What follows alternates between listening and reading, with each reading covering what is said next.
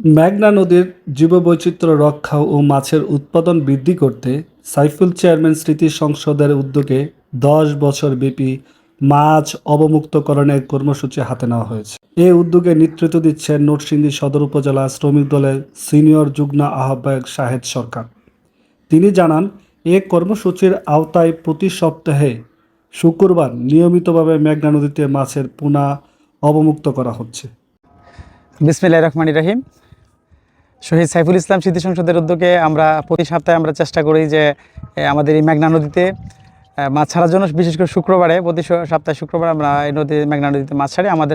আমাদের লক্ষ্য হচ্ছে যে আমাদের এই নদীর যে জৈববৈচিত্র্য রক্ষা করার জন্য এবং আমাদের চারপাশের পরিবেশ যাতে ভালো থাকে, এই জন্য আমরা এই উদ্যোগ নিয়েছি। আমরা আগামী 10 বছর ইনশাল্লাহ এই উদ্যোগ এই কাজ চালিয়ে যাব, নিয়ত করেছি। আপনারা সবাই দোয়া করবেন। আর একটা বিষয়, আমি সকলের কাছে একটা দাবি থাকবে, যারা মাছ ধরেন বা মাছ ধরে জীবিকা নির্বাহ করেন, তারা যাতে অবৈধ উপায়ে যাতে মাছ না ধরে।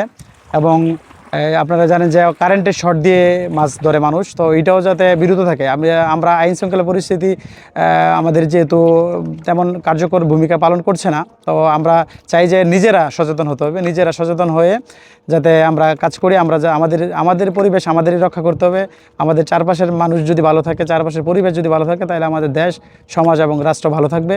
এই জন্য আমি সকলের কাছে অনুরোধ করব যে আসুন আমরা আমাদের নদীর পরিবেশ, আমাদের চারপাশের পরিবেশ ভালো রাখার জন্য নিজের আগে সচেতন হই। পরিবেশে ভারসাম্য রক্ষা এবং ভবিষ্যৎ প্রজন্মের জন্য প্রাকৃতিক সম্পদ সংরক্ষণে এই উদ্যোগ গুরুত্বপূর্ণ ভূমিকা রাখবে বলে আশা করা হচ্ছে। ছোট ভাই শাহিদ সরকারের নেতৃত্বে নদীতে মাছ ছাড়া হচ্ছে, অবশ্যই ভালো উদ্যোগ, প্রশংসনীয় উদ্যোগ। আমাদের হাজীপুর ইউনিয়নে শাহিদ সরকারের সাথে কথা বলে যেটা জানতে পেরেছি, ওনার পরিকল্পনা রয়েছে আগামী 10 বছর এই নদীতে মাছ ছাড়া। প্রতি সপ্তাহে উনি মাছ ছেড়ে থাকেন। আমরা রিসেন্ট ওনার একটা ভিডিও দেখেছি, আজকেও উনি মাছ ছাড়ছেন নদীতে। এটা অবশ্যই প্রশংসনীয় উদ্যোগ।